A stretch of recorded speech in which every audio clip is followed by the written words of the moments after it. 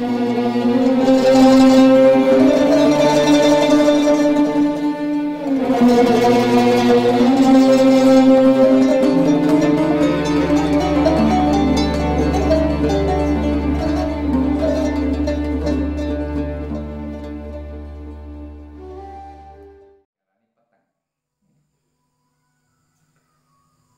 wong sing ngoten niku orang yang hanya melihat lahiriah alam saja, tidak melihat makna yang terkandung di dalam wujud alam. Ia menjadi awan yang menutup cahaya matahari makna yang terkandung di dalamnya bagi orang yang memperhatikan lahiriah wadah saja. Ketok ada itu sehingga gak roh jerone. Oleh karena itu Syekh Abdullah At-Tasatturi berkata, la tanzur ilal awani wa khud bahrul ma'ani la'allaka tarani. Jangan kamu melihat pada wadah, menyelamlah ke dalam lautan ma'ani, berbagai macam makna. Barangkali kamu dapat melihatku. Nah, kegelapan alam sing kados ngeten iki wau, ini hanya bisa dirasakan oleh wong-wong sing terhijab. Wong sing sik mahjub akan dilihat oleh orang-orang yang terhijab. Mergo dhek gak ketok hak apa jerone blas, ngoten.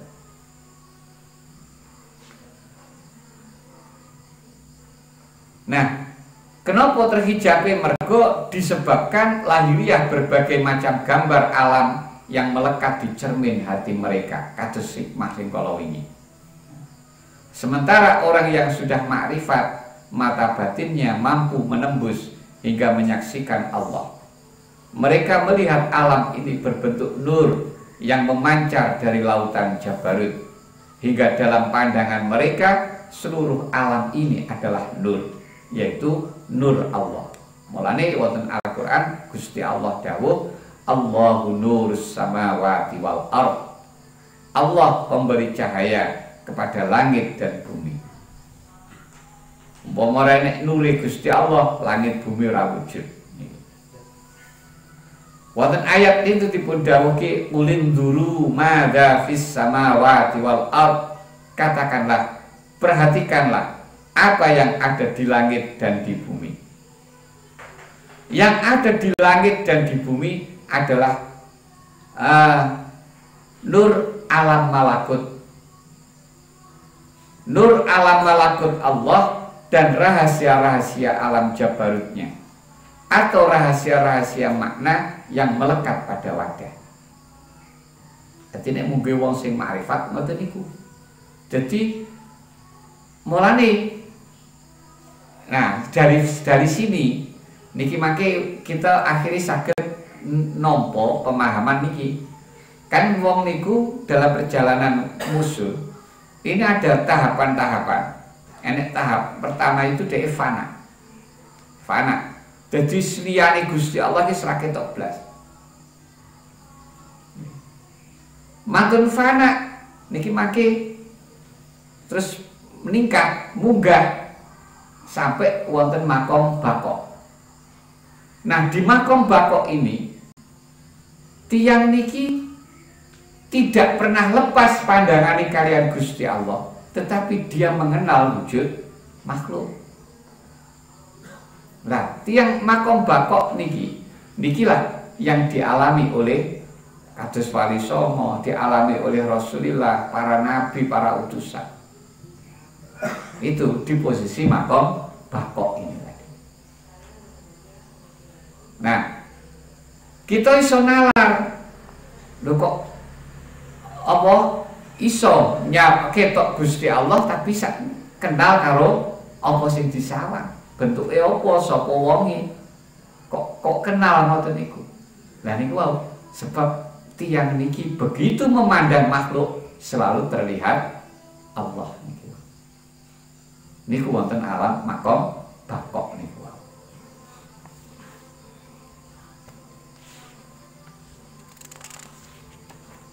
Lajeng ada 4 tingkatan pandangan mata hati terhadap hubungan alam dengan Allah yang menciptakan alam. 4 tingkatan ini mangke ya kita gambarkan sama wau niku qoblahu au ba'dahu au indahu niku wau niku ya nanti teng mriku pembagiannya. Kalau melihat orangnya dalam melihat Allah itu nanti ya wonten khusus, wonten awam, khususul khusus. Nek pembagian teng mriku. Tapi ketika kita membagi dari sisi hubungan alam niki kalian Gusti Allah, maka ini akan terbagi menjadi 4 macam niki. Pertama, mereka yang melihat Allah dan tidak melihat alam ini. Jadi sing ketok namung Gusti Allah. Alam niku wis ora ketok. Ora ketok, dadi ketoke namung Gusti Allah tok. Ini biasa yang dialami oleh orang yang fana tadi. Mereka adalah ibarat orang yang hanya melihat kepada api, sedangkan lingkaran api yang berbentuk bayangan tidak menyilaukan pandangannya. Niki kalau kita kembalikan pada contoh tadi. Contoh ono tapi kok gak enek, sambung tapi kok ora cedek, cedek tapi kok ora sambung. Niku tenginggile wau. Itu hanya ungkapan untuk memudahkan kita memahami saja. Nah, niki sehingga macam pertama niki gambarannya nek contoh wau kados dene dia hanya melihat pada api saja, karena sumber wujudnya lingkaran api niku wau itu wujudnya ya teko api ini niku mulane sing ketok tanggal genine tok, bunderane iki dhewe wis gak terkecoh dengan lingkaran api niku wis ora terkecoh.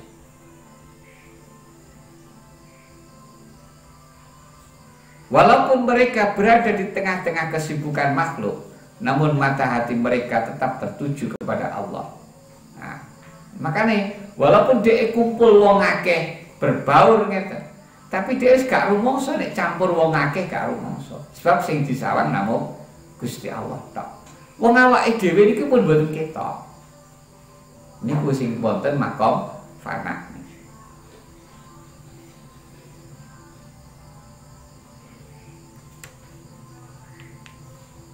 Tidak terganggu oleh hiruk pikuk makhluk. Bayangan makhluk hanyalah ibarat cermin yang disinari cahaya. Nah, kados wau digambarne kaya cendela sing enten kacane niku. Ketika ada matahari terpantul di situ, maka di cermin itu, di kaca jendela kita terlihat bentuk matahari. Tapi hakikatnya bentuk matahari yang terlihat dalam cermin itu tidak ada. Karena yang ada di situ ya nggih sing siji srengenge niku. Niku macam pertama. Yang kedua, mereka yang melihat makhluk pada lahirnya, tetapi Allah pada batinnya. Niki sing wau fihi niku. Mata hati mereka melihat alam sebagai perwujudan sifat-sifat Allah. Jadi lahiriai sing ketok bener panggah makhluk, tapi apa yang terkandung di dalamnya itu adalah Allah. Ini kok kita gambar nih, kabeh alam ini tidak akan pernah lepas dari campur tangan Allah. Selalu terikat dengan kudrat iradat Allah. Tidak pernah terlepas dari itu. Mereka tidak pernah terlepas dari itu, maka setiap apapun tidak akan pernah berpisah dengan Allah. Niki sing dimaksud temriki, nggih lahirnya saja ketok alam, tapi yang terkandung di dalamnya yang terlihat adalah Allah. Segala yang wujud merupakan buku yang menceritakan tentang Allah. Tiap satu wujud alam ini membawa sesuatu makna yang menceritakan tentang Allah. Kita nalikane roh enek gunung begitu besar, begitu menjulang, begitu indahnya dalam pandangan mata kita, begitu mengasihkan kita melihatnya. Maka Di situ kita akan mengenal betapa Allah Maha Indah, Allah Maha Perkasa, Allah Maha Kuasa, Allah Maha Menghendaki. Akan mengenal itu. Maka yang terkandung dalam apa yang kita lihat seperti itu. Sehingga lahiriah ketok gunung, tapi apa di dalamnya ini kita melihat Allah. Ketiga, mereka yang melihat Allah pada lahirnya, sementara makhluk tersembunyi. Mata hati mereka terlebih dahulu melihat Allah sebagai sumber pada segala sesuatu. Kemudian barulah mereka melihat makhluk yang menerima karunia daripadanya. Iki sing wau kita teng hikmah itu disebut au qablahu niku. Jadi pertama begitu dia pandangannya pada alam, yang terlihat pertama adalah Allah. Baru setelah melihat Allah, lagi ketok wujudnya napa? Alam niku.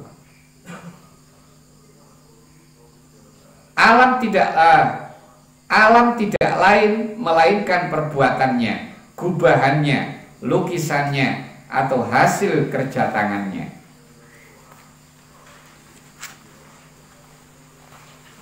Niki sing ketiga. Yang keempat, mereka yang melihat makhluk terlebih dahulu, kemudian barulah melihat Allah.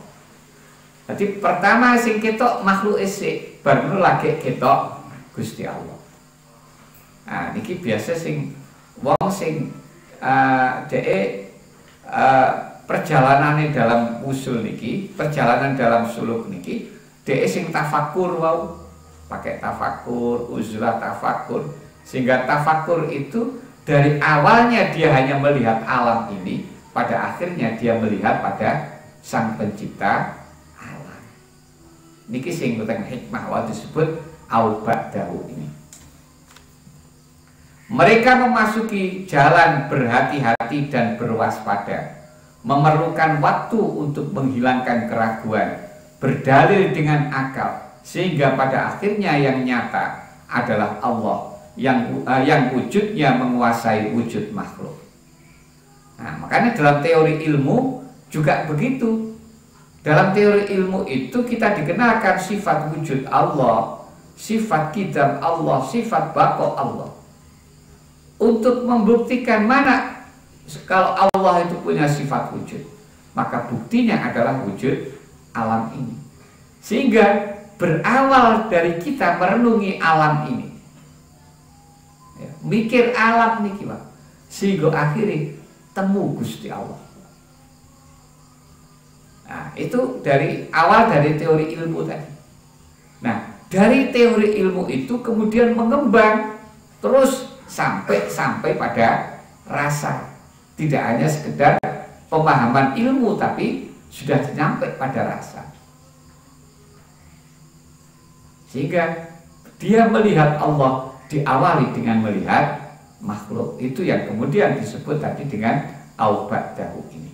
Nah, selain keempat macam ini, itu namanya bukan lagi melihat pada Allah. Jadi selain empat yang dijelaskan di atas, tidak lagi disebut orang yang melihat Allah.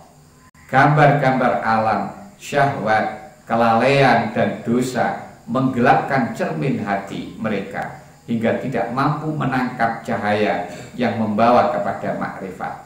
Mereka gagal untuk melihat Allah, baik ada di dalam sesuatu, di samping sesuatu, sebelum sesuatu, atau sesudah sesuatu. Mereka hanya melihat makhluk seolah-olah makhluk berdiri dengan sendiri tanpa campur tangan Allah. Nah, seperti itulah gambaran suasana yang dirasakan oleh orang-orang yang makrifat. Itu hanya sebagian saja. Makanya kita akan buktikan nanti nek seperti pembagian singkatus rumiyin, enten muwahhid, enten abid, enten mutahaqqiq, enten mutakhalliq. Niku karena yang dirasakan dalam hatinya macam-macam berbeda. enek asyikin. Maka asyikin ini mergo sing dia melihat apapun, sampai melihat barang yang paling kecil pun, dia akan selalu melihat keindahan. Kenapa kok? Karena yang dia lihat adalah keindahan Allah. Karena wujud dia adalah karena nur wujud Allah itu. Makanya mergo sumberi itu indah, maka apapun yang terwujud dalam pandangannya tetap indah. Itu suasana yang dirasakan oleh asyikin. Nanti suasana abid nggih mboten beda. Suasanane mutakhalik nggih beda. Mutahaqqik beda lagi. Kados dipun jelasaken wonten tulisan hikmah-hikmah ngandhape niku. Kula mangke saged dipun waos piyambak niku. Buat saking mriki enten pertanyaan.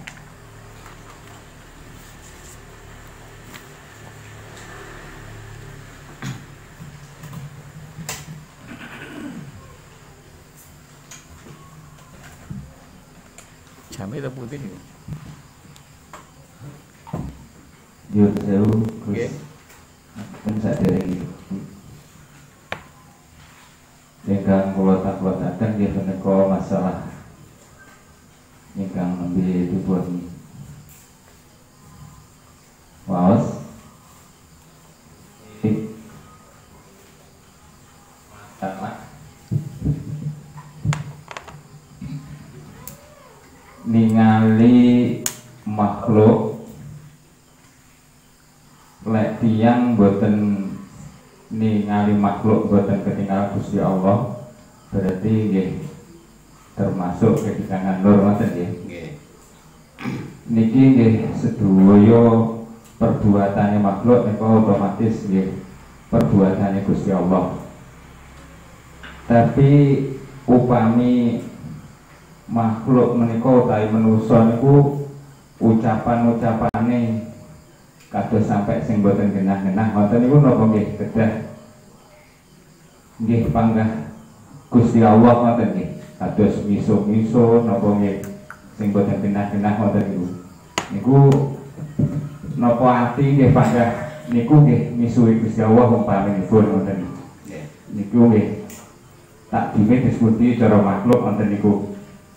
Ingkang angka kalih niku lek ningali makhluk upami pas sholat niku kan nggih kedah hudur dengan Gusti Allah, hadir Gusti Allah. Sing kula pikir niku ngenten. Padahal bayangne Gusti Allah niku boten pareng, maksudnya boten bentuk nggih, boten kaya napa-napa. Ingkang kula tangkletaken niku disebut niki carane ngrasakne utawi